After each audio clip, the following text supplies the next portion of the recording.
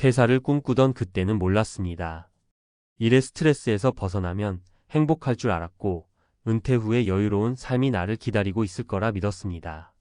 하지만 현실은 너무도 냉혹했습니다. 회사라는 울타리를 벗어난 순간 내 삶은 하루아침에 낯선 세상이 되었습니다. 그렇게 오래 일했으니 이제 좀 쉬어야지라고 말하던 사람들은 어디로 갔을까요?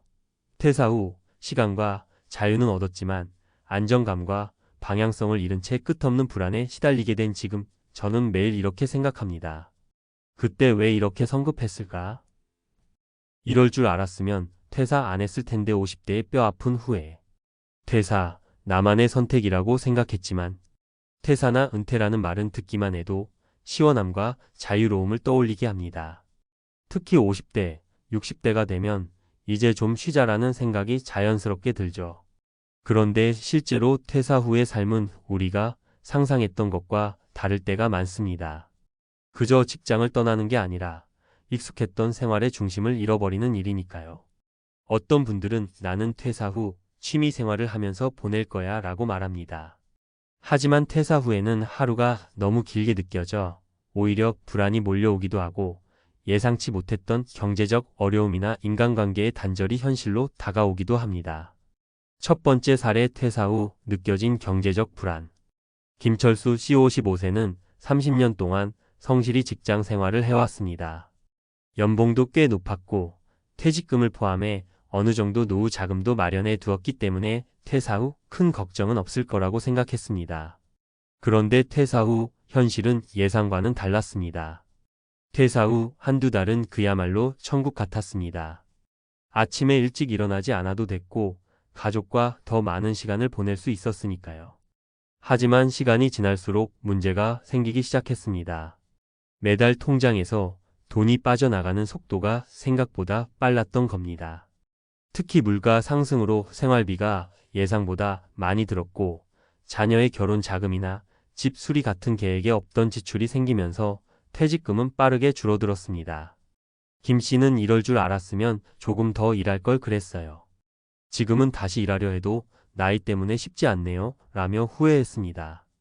교훈. 퇴사 전, 은퇴 이후의 생활비와 예상치 못한 지출까지 세밀히 계산해보고 가능한 한 경제적 안정성을 갖춘 뒤 결정을 내리는 게 중요합니다.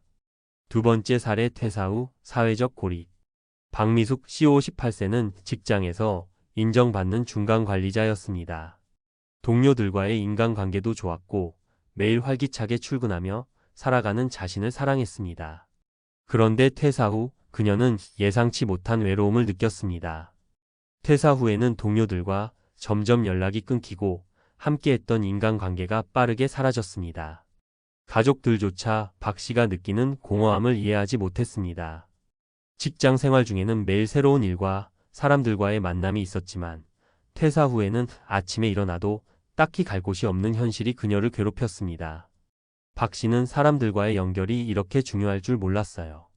회사라는 울타리가 사라지니 혼자 남겨진 느낌이 너무 힘들어요 라고 말합니다.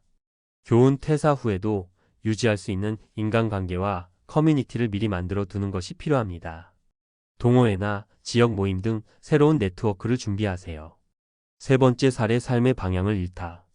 이정호 씨 60세는 퇴사 전 이제 내가 하고 싶은 일만 하면서 살겠다는 생각으로 은퇴를 계획했습니다. 그런데 막상 퇴사 후 시간이 생기니 무엇을 해야 할지 모르겠더라고요. 처음에는 여행도 다니고 쉬는 것도 좋았습니다. 하지만 몇 달 후 그는 극심한 무력감을 느끼기 시작했습니다. 매일 늦게 일어나 TV만 보며 보내는 시간이 길어졌고 점점 삶의 의미를 잃어버렸습니다.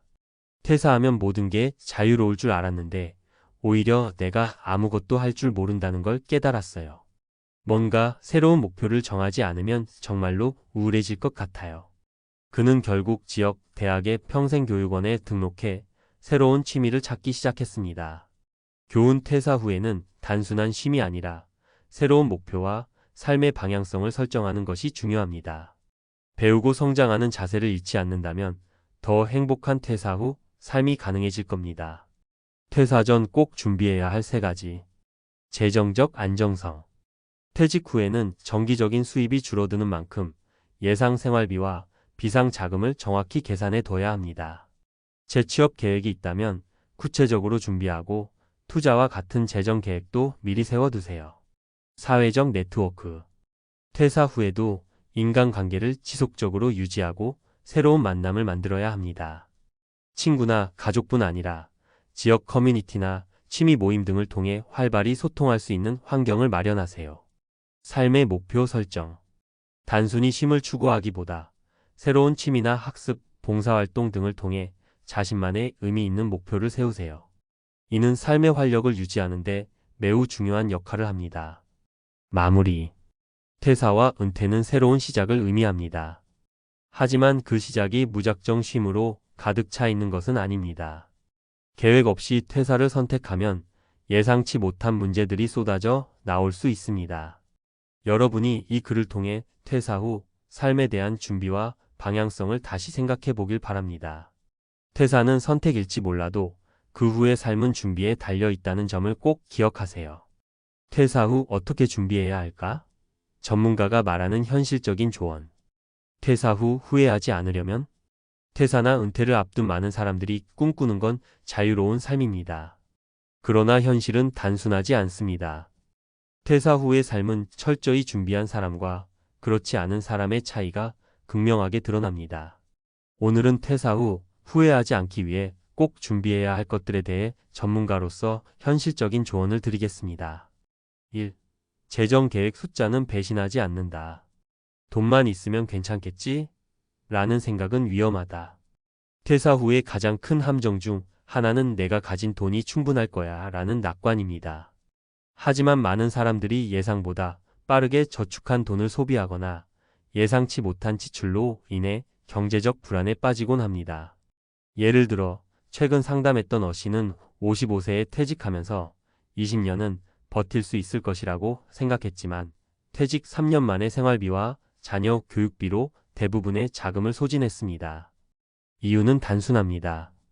계획에 없던 의료비와 물가 상승, 그리고 가족 지원금 등이 크게 작용했기 때문입니다.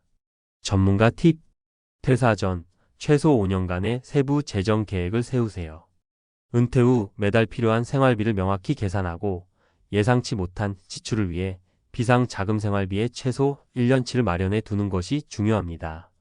연금, 부동산, 투자 등 다양한 수익원을 만들어 안정적인 수입을 확보하세요. 2. 심리적 준비. 정체성의 혼란을 피하라.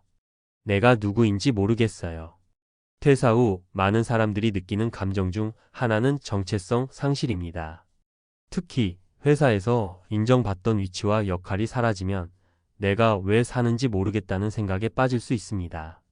예전에 만났던 B씨는 중소기업 임원으로 30년을 일하며 일이 그의 삶의 중심이었습니다. 그러나 퇴사 후 아침에 일어나도 해야 할 일이 없다는 공허감이 찾아왔습니다. 처음엔 자유를 만끽했지만 몇 달 지나지 않아 우울증 진단을 받았습니다. 전문가 팁. 퇴사 전부터 새로운 정체성을 찾는 연습이 필요합니다. 예를 들어 취미생활, 봉사활동 또는 새로운 기술을 배우는 것이 도움이 됩니다. 퇴사 후 내가 무엇을 위해 살고 싶은가라는 질문을 스스로에게 던지고 구체적인 목표를 설정하세요. 일과 삶의 균형을 맞추기 위해 새로운 루틴을 만들어야 합니다. 아침 산책, 독서 혹은 운동 같은 작은 활동이라도 시작해 보세요. 3. 인간관계. 혼자가 아니라는 것을 기억하라. 친구와의 연락이 끊겼어요. 퇴사 후 외로움을 호소하는 사람들 중 대부분은 사회적 연결이 약해졌기 때문입니다. 회사라는 조직은 단순히 일만 하는 곳이 아니라 인간관계의 중요한 연결고리였습니다. 그러나 퇴사 후엔 이 연결이 급격히 끊기면서 고립감을 느끼기 쉽습니다. C씨는 퇴사 후 동료들과 연락이 끊기고 점점 혼자 있는 시간이 많아졌습니다. 가족들과의 대화도 줄어들며 우울감을 느꼈습니다. 그는 퇴사 전에 인간관계를 더 잘 관리했어야 했어요 라고 말했습니다. 전문가 팁. 퇴사 후에도 사회적 연결을 유지하세요. 동료와의 정기적인 만남, 지역 커뮤니티 참여, 동호회 가입 등이 좋은 방법입니다. 새로운 인간관계를 형성하기 위해 관심 분야 모임이나 봉사활동을 시작해 보세요. 가족들과의 대화를 소홀히 하지 마세요. 그들이 가장 큰 버팀목이 될 수 있습니다. 4. 체력 관리 건강은 시간과 돈으로 바꿀 수 없다. 퇴사 후엔 아프면 안 됩니다. 퇴사 후 가장 먼저 해야 할 것은 건강 관리를 우선순위에 두는 것입니다. 특히 50대, 60대는 몸이 급격히 약해질 수 있는 시기입니다. 체력이 떨어지면 삶의 질도 크게 떨어지기 때문입니다. D씨는 퇴사 후 여행과 휴식을 즐겼지만 정기적인 운동을 소홀히 하다가 건강이 급격히 나빠졌습니다. 내가 이렇게 빨리 지칠 줄 몰랐어요. 지금은 병원비로 더 많은 돈을 쓰고 있습니다. 라고 그는 말합니다. 전문가 팁. 하루 30분 이상 걷기나 가벼운 운동을 생활화하세요. 퇴사 후에도 건강검진을 주기적으로 받고 균형 잡힌 식단을 유지하세요. 스트레스 관리를 위해 명상이나 호흡 운동 같은 정신적 건강 관리도 중요합니다. 퇴사 후 성공적인 삶의 3가지 조건. 계획적인 재정 관리. 단순한 저축이 아니라 은퇴 후의 소득원을 다각화하세요. 새로운 목표와 정체성. 퇴사 후의 삶에도 나만의 의미를 부여하는 활동을 찾으세요. 사회적 연결 유지. 관계의 단절이 아닌 관계의 확장을 목표로 하세요. 퇴사 후의 삶은 단순히 자유를 얻는 과정이 아닙니다. 그것은 새로운 환경에서 다시 시작하는 도전입니다. 준비가 잘 되어 있다면 퇴사 후의 삶은 또 다른 전성기가 될 수 있습니다. 하지만 준비가 부족하다면 후회와 어려움이 따라올 수 있습니다. 이제 여러분도 퇴사 후의 삶을 더 깊이 생각하고 준비를 시작하세요. 퇴사는 끝이 아니라 더 나은 시작이 될 수 있습니다.